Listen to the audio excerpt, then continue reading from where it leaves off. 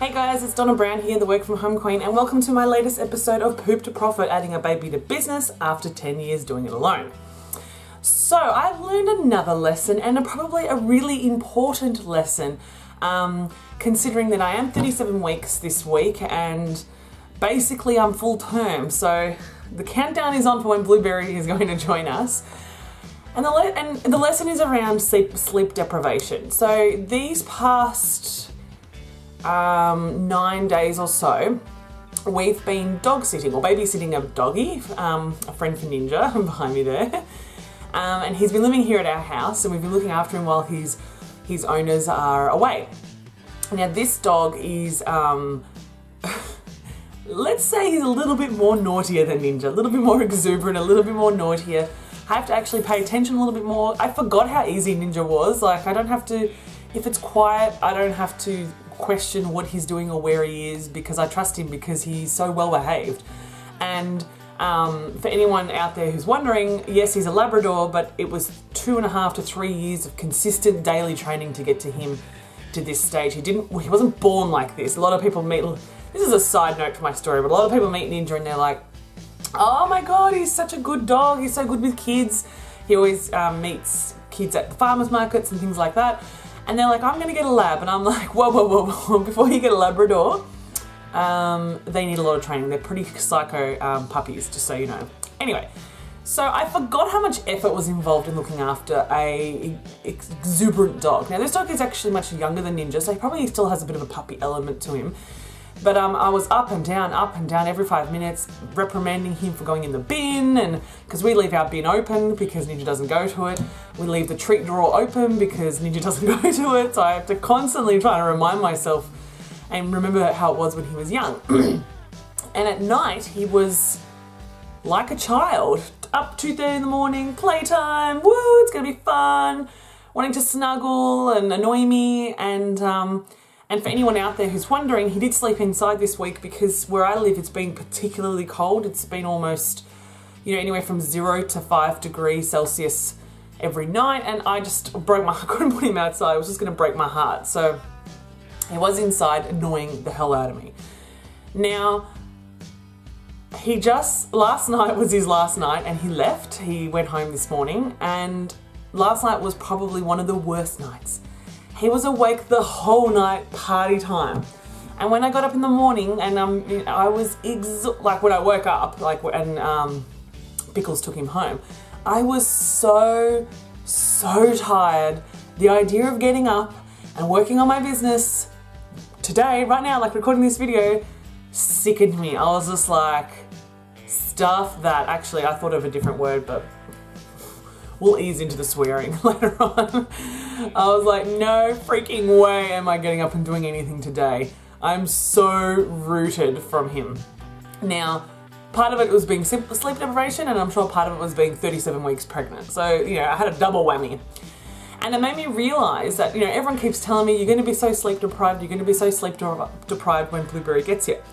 And I'm thinking, and I always say to myself, it'll be fine, because I actually am not a very good sleeper in general. Sorry, I always have the hiccups when I record these videos. I don't sleep very well. I have a very hard time staying asleep. Pickles is a sleep talker walker, so I'm always constantly on edge, making sure he's not going out and doing anything weird. I haven't really been able to sleep that well, and so for me, I always thought, what's the big deal? I haven't slept anyway in 10 years, so what's new? I'm ready for this. But I think the difference that I've realized is that I can't sleep during the day. So if I miss out on sleep at night, I could have a nap now and then during the day. And I've realized that I'm not really going to be able to do it that well when Blueberry's here, unless Blueberry is an amazing day sleeper. And even then, it's hard to sleep during the day because not everyone can just, fall asleep.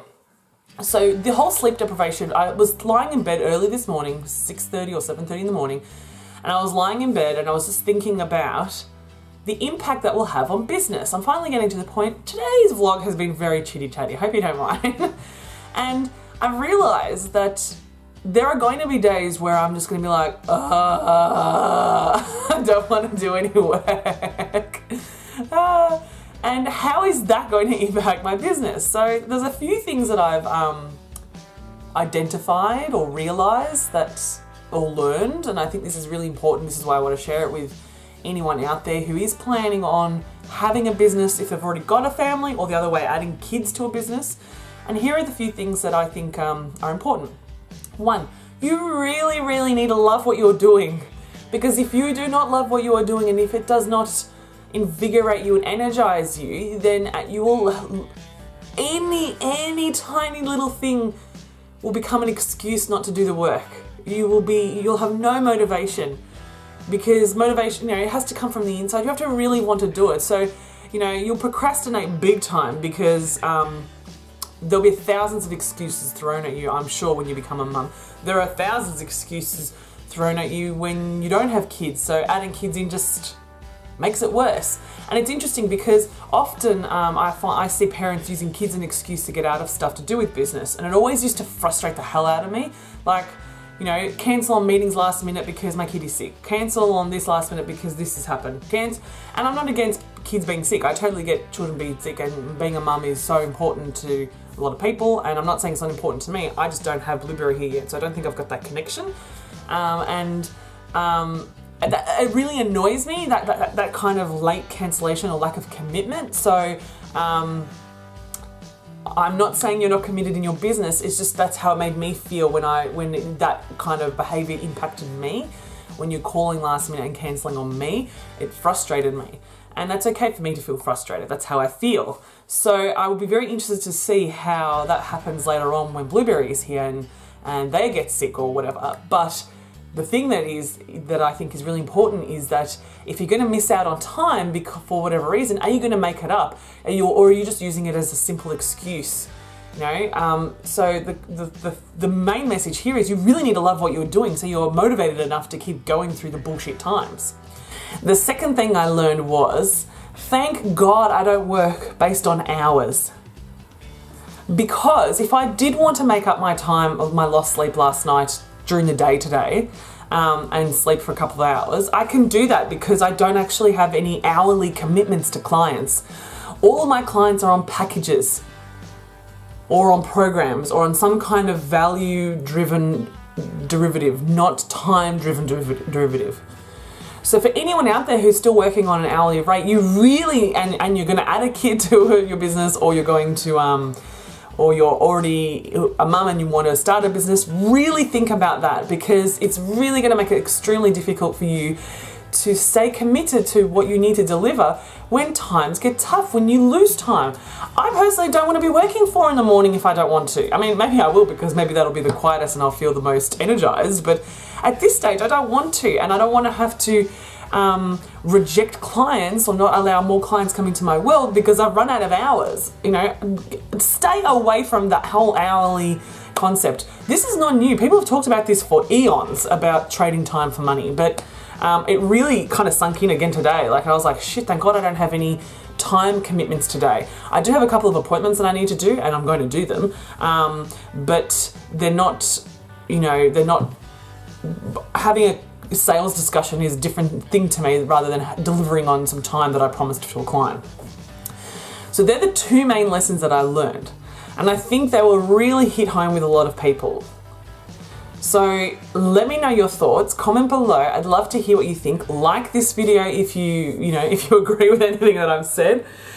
Share it if you know any mums who are thinking about starting a business, or anyone who's pregnant and wants to add a baby to their existing business, because these lessons, I tell you, they're coming thick and strong, and I'm not gonna lie, I'm doing everything I can to get Blueberry to come. I'm doing all the typical, bouncing on a ball, squatting, and everything I can do and drinking, those special teas to help induce labour. Doing everything I can to get Blueberry out. And then after that, I plan on doing a daily vlog, so we'll see how that goes. Maybe I'm deluding myself and it's not going to happen, but I plan on doing it, and hopefully you guys will enjoy a nightly episode of my shenanigans. But I will see you next time. Bye.